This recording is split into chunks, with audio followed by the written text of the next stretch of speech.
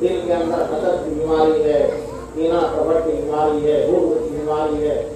جتنے گناہ کرتے ہیں سارے گناہ کا اثر دل کے اوپر جاتا ہے، کیا نقطے لگتے چلے جاتے ہیں، دل سخت ہو جاتا ہے۔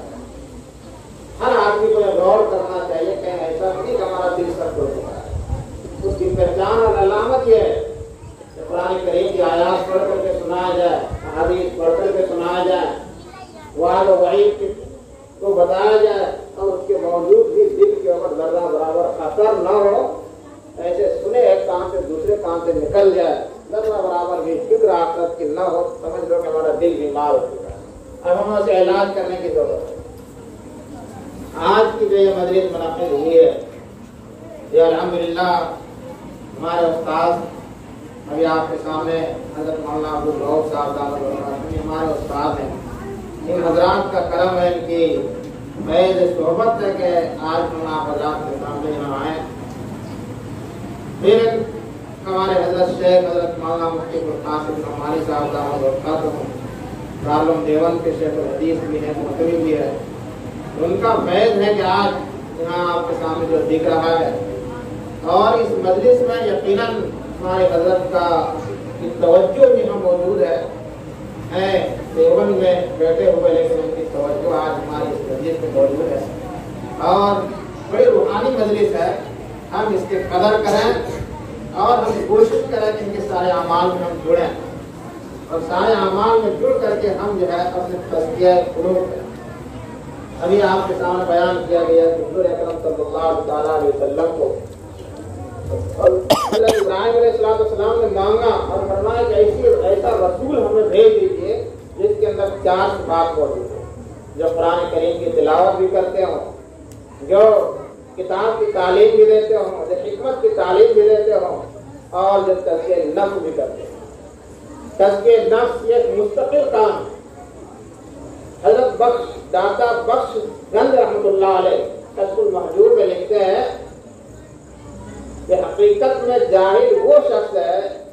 جو کبھی بھی کسی پیر کامل سے بیعت ہو کر کے اپنے دل کو صاف نہ کیا ہو، اور پھر وہ اپنے آپ کو باکمال سمجھ رہا ہے، اس سے بڑا جاہل دنیا میں کوئی نہیں۔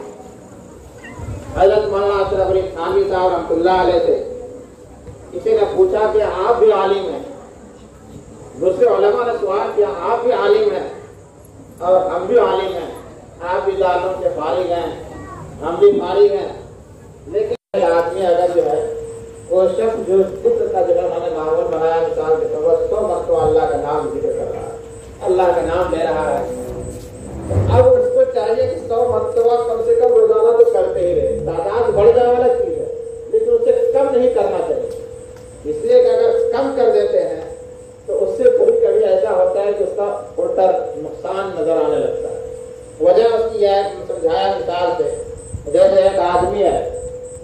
1 روٹی کھاتا ہے، ہم نے معمول بنا دیا ہے کہ ہم کو 1 روٹی کھانا ہے، اب 1 روٹی کھاتا ہے اور اس کو سیر ہو جاتا ہے۔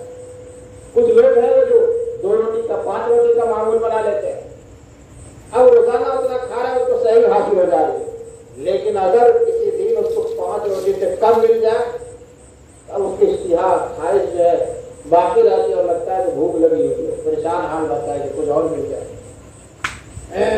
جب تک 1 روٹی کا معمول تھا ٹھیک تھا، 1 ہی روٹی مل رہی تھی، 2 کا معمول تھا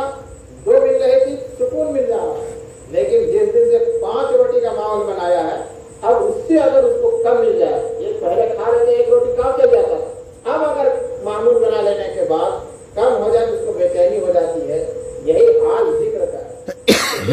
کسی نے جو ہے 10 مرتبہ ذکر کا اپنا معمول بنایا تھا تو ٹھیک ہے ذکر کر رہا تھا، اس کو بے چینی نہیں ہوگی، کوئی پریشانی نہیں ہوگی، لیکن اگر 10 پہ وہ ترقی کرتے کرتے 100 مرتبہ تک پہنچ گیا، اپنا معمول بنا رہا ہے، اب کبھی تو گھٹ جائے، پھر ایسی صورت میں اس کو جو ہے بے چینیاں اور ایک عجیب طریقے سے روحانی جو کمزوری نظر آنے لگتی ہے۔ اس لیے جو ہے اپنا معمول بنانا چاہیے، ذکر اللہ کا یہ روح کی غذا ہے۔ دوسرا ذکر جس کا تذکرہ حضرت عائشہ صدیقہ رضی اللہ تعالیٰ عنہ کی روایت میں ہے، کان رسول اللہ صلی اللہ علیہ وسلم یذکر اللہ فی کل احیان، ہمارے استاد گرامی ہمارے